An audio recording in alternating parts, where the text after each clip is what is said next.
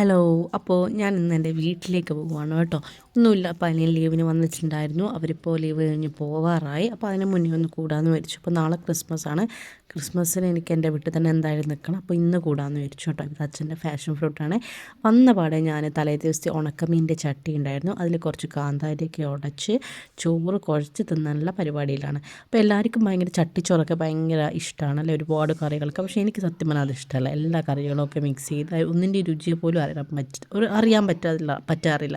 അപ്പം ഇങ്ങനെയാകുമ്പോൾ ഇതെങ്കിലും ഒരു തലേ ദിവസം മീൻ ചട്ടി ഉണ്ടാകുമ്പോൾ അത് ഉണക്കമീൻ്റെ ചട്ടി പറയേണ്ട, കാന്താരിയൊക്കെ ഉടച്ച് തിന്നുമ്പോൾ ഒരു ഭയങ്കര ഫീലാണ്, ഭയങ്കര ടേസ്റ്റാണ്. ചട്ടിച്ചോറിനേക്കാളും എനിക്ക് ഇങ്ങനത്തെ ചട്ടിച്ചോറുകളാണ് ഇഷ്ടം കേട്ടോ. അപ്പോൾ ഞാൻ വെള്ളമൊക്കെ കുടിച്ചു.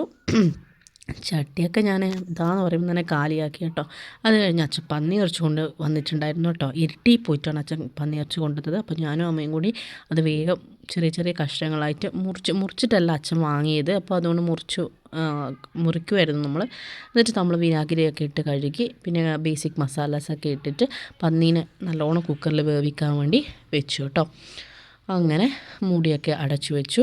അപ്പോൾ ഉള്ളിയൊക്കെ നമ്മൾ നേരത്തെ നന്നാക്കിയിട്ടുണ്ടായിരുന്നു. അപ്പോൾ വേഗം നമ്മൾ പന്നി വേവുന്ന നേരത്തെ നമ്മൾ ഇപ്പുറത്ത് ഇഞ്ചി വെളുത്തുള്ളിയൊക്കെ പേസ്റ്റാക്കി, വെളുത്തുള്ളിയും ഇഞ്ചി പച്ചമുളകൊക്കെ ചതച്ചു പേസ്റ്റാക്കിയതല്ല, നല്ല ഒരുപാട് ചെറിയുള്ളിയും ഒരു സവാളയാണ് എടുത്തത് കേട്ടോ. അപ്പോൾ അത് നല്ലോണം വെളിച്ചെണ്ണയിൽ വഴറ്റി പിന്നെ ഈ ചതച്ച് വെച്ച ഇഞ്ചി വെളുത്തുള്ളി പേസ്റ്റും കൂടി ചേർത്തു നന്നായിട്ട് മൊരിയിപ്പിച്ചു കേട്ടോ.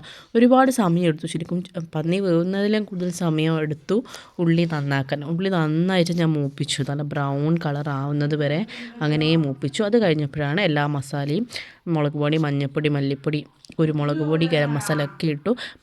പുറത്തുനിന്ന് വെള്ളം ഒഴിച്ചില്ല. പന്നീൻ്റെ വെന്ത് കഴിഞ്ഞ വെള്ളവും നെയ്യൊക്കെ ഉള്ള മിശ്രിതമാണ് ഇതിൽ ഒഴിച്ചത് കേട്ടോ. ആ വെള്ളം വെച്ചിട്ട് തന്നെയാണ് കുക്ക് ചെയ്തത്. പിന്നെ ചിക്കനും അവസാനം ഗാർണിഷ് ചെയ്ത് കുരുമുളക് പൊടിയൊക്കെ ക്രഷ് ചെയ്ത് ഇട്ടു. അങ്ങനെ പന്നി റെഡി. അത് കഴിഞ്ഞിട്ട് അനിയൻ്റെ കല്യാണ വീഡിയോ കണ്ടു. അങ്ങനെ ചോറും പന്നിക്കറി പിന്നെ അമ്മേൻ്റെ